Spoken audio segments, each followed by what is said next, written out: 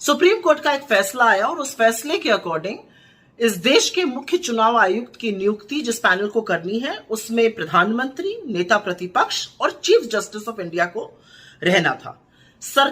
मोदी सरकार ने कानून लाकर चीफ जस्टिस ऑफ इंडिया को बाहर किया और मोदी जी के पसंदीदा मंत्री, प्रधानमंत्री के पसंदीदा मंत्री उसमें रहेंगे, प्रधानमंत्री खुद रहेंगे और नेता प्रतिपक्ष रहेंगे। इसके खिलाफ सुप्रीम कोर्ट में एक याचिका दायर हुई।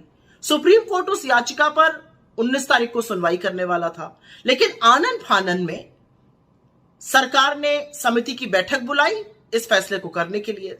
समिति की बैठक में राहुल गांधी जी जो नेता प्रतिपक्ष हैं, उन्होंने मुस्तैदी से कहा कि क्योंकि सुप्रीम कोर्ट इस मामले की सुनवाई करने जा रहा है, हमें उसका इंतजार करना चाहिए और इस बैठक को लंबित कर देना चाहिए, स्थगित कर देना चाहिए। लेकिन उनके सुझाव को नरेंद्र मोदी और अमित शाह ने खारिज कर दिया और आधी रात को ज्ञानेश कुमार को इस देश का मुख्य चुनाव आयुक्त नियुक्त कर दिया गया। डिसेंट नोट नेता प्रतिपक्ष राहुल गांधी जी ने इसमें दिया था। सब जानते हैं ज्ञानेश कुमार जी अमित शाह जी के बड़े पसंदीदा नौकरशाह रहे हैं।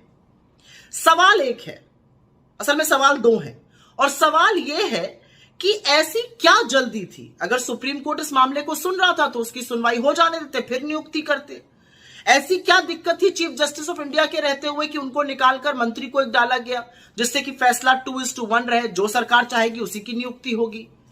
और तीसरी सबसे बड़ी बात यह है कि chief justice of India CBI director की नियुक्ति वाले पैनल में रहेगा, लेकिन चीफ इलेक्शन कमीशन या इलेक्शन कमीशन के पैनल में नहीं रहेगा।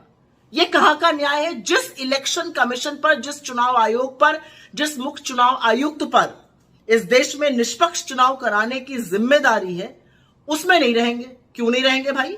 इससे क्या आपको कुछ अटपटा सा, अजीब सा नहीं लगता है? मुझे तो लगता है।